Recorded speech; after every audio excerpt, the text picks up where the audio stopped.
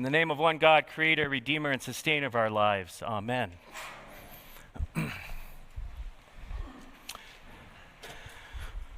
For this particular gospel text, I think we need to put ourselves into the shoes of those disciples who are just sitting there observing, right? Sitting there and listening to what's going on.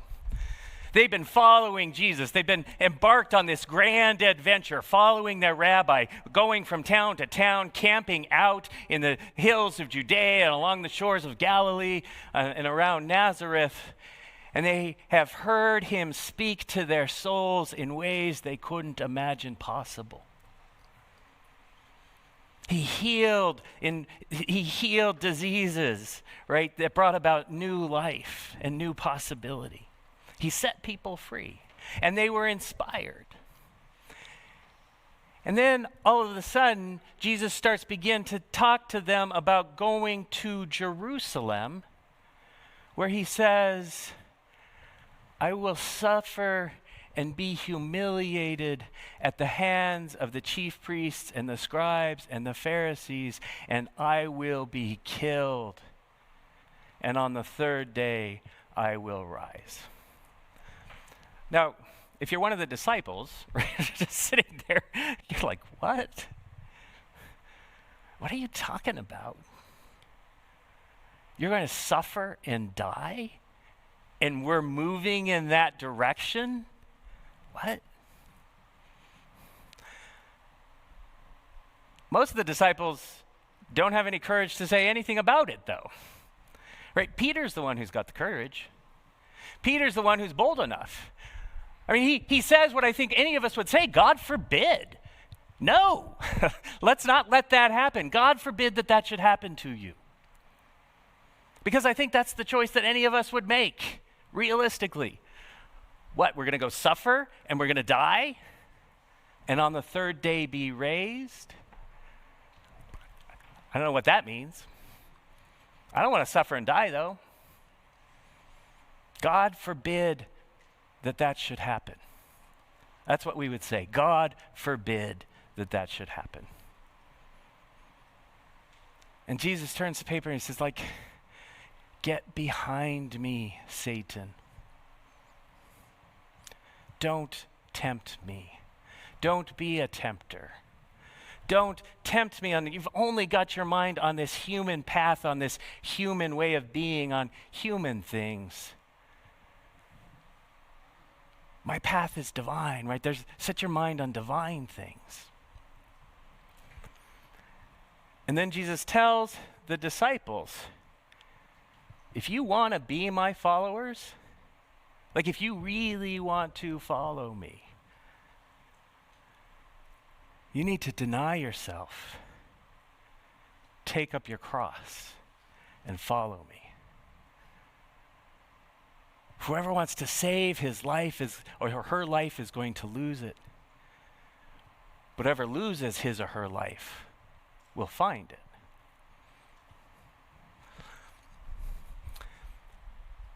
I'm going to call that the cruciform path, right? The cruciform life. And in some sense, Jesus is saying, look, if you want to embark on this process, this is what it's about. This is what it means. This is what it means to be a follower of me, that you're embarking on this path of denying self, taking up a cross in order to follow me, of losing your life so that you can find it. When I was in my early 20s and mid-20s, I was suffering, right? I was experiencing profound suffering in my life.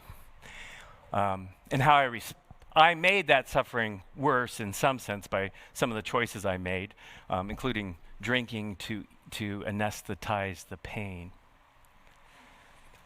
But the core causes of the suffering were not my fault, right? It wasn't my fault that I was suffering. It was beyond my control. But I felt like it was somehow my fault. I felt that somehow I just wasn't holding it together as well as other people might be holding it together, and there was some sort of character flaw or defect on my part, and I felt shame, and I suffered often in silence. And so when I heard this passage for the first, it was around that time that I heard this passage in a new way.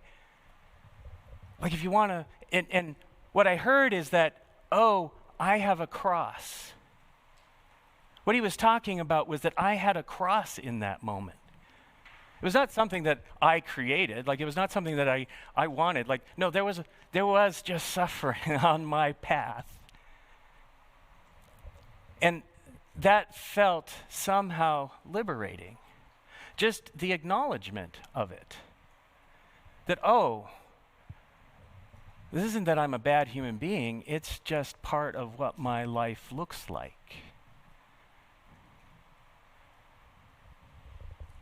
And I can lose that life somehow. I can lose this life that actually isn't bringing me life, that doesn't feel like life. I can lose it in order to gain something deeper. And that actually felt hopeful. By actually, ironically, taking on this suffering or entering into this suffering and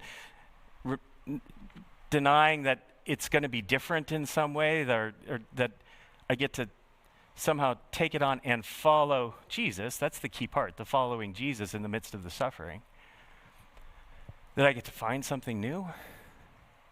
And I think I hung on to the hope of this passage because it did promise that actually I could lose this life and find something deeper and richer. And that helped my healing process, that helped the transformation process, that helped my growth more deeply into faith. My good news for you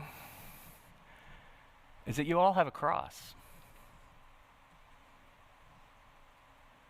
Each of you has a cross that you too must bear. Each of you has suffering at some level, and a call to deny yourself, take up that cross, follow Christ, lose your life in order to find it. And I don't know what that is for you. Like, I think that plays out differently in everybody's lives. And part of our spiritual journey is working with that and figuring that out and discerning what is legitimately the cross we're to bear, and actually what are the crosses that aren't ours to bear. Like, we don't have to take on the suffering of the world. We're not called to take on crosses that are other people's crosses. But we are called to take up our cross. And I think it looks, again, different ways. One of the key ways I think it looks like is parenting. I think the gift of being able to give birth to and give life to this small human being and raise them up, right, is profoundly meaningful and deeply rich and satisfying, in profound ways. And so there's just a sheer goodness about that path. And at the same time, there are moments when you are on that path, like just embarking on that path, you have had to deny yourself at a pretty fundamental level, right? That now all of a sudden your life is not just your own. You're having to give of yourself in a self-sacrificing way for the benefit of this other, this young little other, or others plural. And it can be tiring, it can be fatiguing, it can be sleepless, right? And there is a cross in the midst of it. There are moments where that's what it feels like. This is a cross. I don't know if I'm going to survive. And the hope is, no, you take it on because you have this sense of some greater good. You have a vision of who this young person might be in the world, and have hope that somehow this young person is being called by God to be somebody in this world. Like, crosses work better when you're following Jesus, who knows something about crosses. It's harder, actually, bearing crosses when you're just bearing them for their own sake and not following Jesus, who knows about crosses. And so, I think parenting is one of the ways that plays out. I think marriage is another way that plays out, right? We make these vows to have and to hold, to love and to cherish, for better or worse, for richer or poorer, in sickness or in health. Right? Those vows, I mean, again, there is something deep and rich and grounding about entering into that deep relatedness with another human being. It is life-changing. And it involves a certain degree of self-denial, right? A certain amount of self-sacrifice, where all of a sudden you can't just do what you want all the time, that somehow you have to think about we. You have to think about who we are together. And often there is some pain and suffering in that. I mean, often the partner or spouse doesn't change in the ways that we need them to. And that's frustrating. Or often there are failures of love that happen that leave our hearts aching, right? And there's not a lot we can do about it. And sometimes it's just boring and dry and tedious, and that too is its own kind of cross. And we make those vows because there's something about them that help hold us, give us this higher value to strive towards, so that when the going does get tough, we stick with it, right? We're able to say, in certain senses, that, okay, maybe it's not all about me, or maybe I'm the problem, it's me, in service of this greater whole. Right? I think that's one way in our lives where this plays out. We deny ourselves, we take up our cross, and we follow Christ. And actually, in the marriages that I know, it works best if there are actually three people, or three in that marriage, right? If it's a threesome, two spouses and Jesus, right? And as odd and weird as that sounds, and it's hard to wrap your mind around, like, what does it mean? In the marriages I know where that's true, they flourish. Because it's not, another way of looking at it is, it's the two have committed to being committed to something greater than themselves, something other than themselves. Some sort of ideal. Like, you don't have to think of it just in terms of Jesus. It could be some sort of greater cause or purpose that gets them beyond themselves into doing something that will bless the world around them. Right? So, in my experience, that the denying of self and taking up a cross in order to follow Christ, when both partners are doing that, that helps tremendously. But it is the following, that having that other purpose outside of ourselves, that I think is really important. I want to be clear that I'm not saying that you should stay stuck in something where there is just suffering. Like, those vows are not intended to be a trap, right?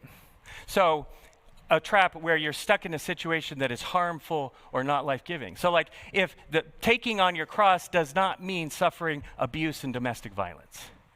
So if there's a situation where you're in a situation where you've made vows, this, denying yourself and taking up your cross isn't having to endure abuse. Those are situations where you actually get to draw a boundary and say, no, this is not okay, and you get to leave and separate yourself if you need to do that, right? The vow is not meant to trap you into that. And I would also say that there are times and there are situations, right, where while the vows were made with great integrity and purpose in the beginning, often what has happened is that the couple has encountered irreconcilable differences. Right? Fundamental incompatibilities. Or there's been some sort of toxicity that has just developed over time, such that right now the marriage just will not work. And in those instances, I think the most holy and faithful thing you can do is release each other of those vows. So I'm not saying you should be trapped into something that is not life-giving. That's not the purpose of this. Sometimes it is necessary to release each other of those vows. But my hope would be that that comes after every attempt to fight for it, every attempt to fight for the goodness of it, right? Where you're seeking the resource of external resources that will help give you both the strength you need to survive it. And that often involves marriage counseling. And I want to say something about marriage counseling because I do marriage counseling. Don't use it as a last resort. Marriage counseling should never be a last resort, and yet most people do. It should be an early intervention while you still like each other and love each other. Right? Because while you still like each other and love each other, you're motivated to do what you need to do to change. Most people, though, use marriage counseling at a point where there's such hurt and anger that it's hard to get through that, right? Don't do that to yourself. And don't feel any guilt if it had come to that place. I think we're just humans. We're trying to figure this stuff out as we go along a lot of the times. But anyway, I think that's one category where this call to a cruciform life of denying ourselves, taking him our cross, and following Jesus can play out. I think it plays out in other areas.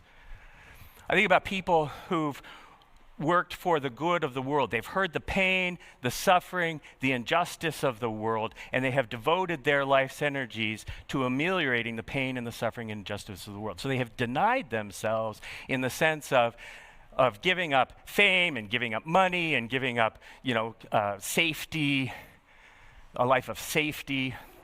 And instead they've entered into a life where they're confronted with the hurt of the world, where they take risks for themselves in order to serve some greater good. I think Mother Teresa did something like this, right? When she worked with the poor of Calcutta. And she heard their cries of suffering, and she denied herself, took up her cross, and followed Christ into that place. I think Dr. Martin Luther King Jr. is an example of that, where, in the face of racial injustice, in the face of systemic inequities, he devoted his life, he denied another option, and devoted his life to taking up that cross and following Jesus. I think another way it works out is just often there are just things in our lives that really are beyond our control, that we can't ameliorate. Disappointments, right? Things that inhibit our own flourishing. And it could look a lot of different ways. It could be a physical disability. It could be sickness. It could be a relational issue, right? Where there is just suffering. And part of what we have to do is give up and let go of our hope and expectation that somehow our lives would have been different. And we have to enter into that cross and take it on. And again, follow in this path of Jesus. We have to lose that life in order that we can find a richer life, a deeper life. I was talking about that this week with, I do a Bible study with the women of Talitha Kum, the Women's Recovery House, on Thursdays. And reflecting on the fact that for anybody who's started that process of recovery, which I know myself, I've been in that process of recovery, there has to come to a point where you actually do say, I've been in charge of my life, I've been the master of my own ship, and I'm not doing a good job of it, right? In AA, they talk about self-will run riot, where you've been living this life where it's you as the master of your ship, and you do what you want, you do whatever you want, whenever you want, without consideration for other things, and that's how you live your life. Right. And that's actually how a lot of people live their lives. So it's not just people who use drugs and alcohol. There's lots of people who live their lives in ways that they are the master of their own ship, and it's all about them, and it's all about their safety and their security and their power and their prestige. And they're stuck in that trap. And it's a gift when you come to a place where you realize this is not sustainable. I can't live like this. I have no spiritual integrity living like this. I need something else. And you're willing to lose your life so that something else may happen. And that's what happens in a 12-step process. You turn your will and your life, you come to that point where you come to the end of yourself and you turn your will and your life over to something greater than yourself and put yourself in need, recognizing that you need that God's love and care. And you examine your life and you make this list of the ways that people have failed to love you well. And you acknowledge and admit the ways that you fail to love others well. And you admit that to God, you admit it to yourself, you admit it to another human being. And you ask God to come in and remove your defects of character and to begin that process of transformation so that you can do it differently. And you make amends where you've done harm. Like you reach out to the people you've harmed and you make amends and you try to restore a relationship and you clean up your side of the street and you try to make right what has become wrong. And then in your daily life you do it like on a daily basis so it doesn't build up. So like when you are wrong, you admit it right away, or when you do end up causing harm, you try to amend it right away. And you seek through prayer and meditation this ongoing conscious contact with God. And then you help other people. Like in many ways, that's the spiritual life. You take what you've got, you take the hope that you've found, you take the recovery that you've found, and you use it to bless the world and to help the world around you. And that's fundamentally what this thing is, this cruciform form of life. I mean, it isn't about being a martyr. It isn't about living a life of suffering for suffering's sake. I mean, if it was, that would be an awful religion, and you should avoid it, right? You should really seriously avoid it. Don't enter into that religion that it's all about suffering for suffering's sake. But the people who followed this cruciform path actually do experience life, and they experience life richly and deeply. They do experience love, and they experience love profoundly, and they're able to give love to those who don't have love. And they're able to receive love. They're able to use their energies to fight what is good, to fight for what is good, right? And to bring about healing and blessing in the face of the world's suffering and pain. That's what following this cruciform life is about. It's about actually entering into that process that is necessary for the transformation of something better and something good. And that's what we're all invited to. So, my invitation to you is to take up your cross. Figure out what that is. Know what that is. Enter into that place of denial and self-sacrifice of it being otherwise, this being focused on human things rather than divine things. Lose your life so that you might find it. Amen.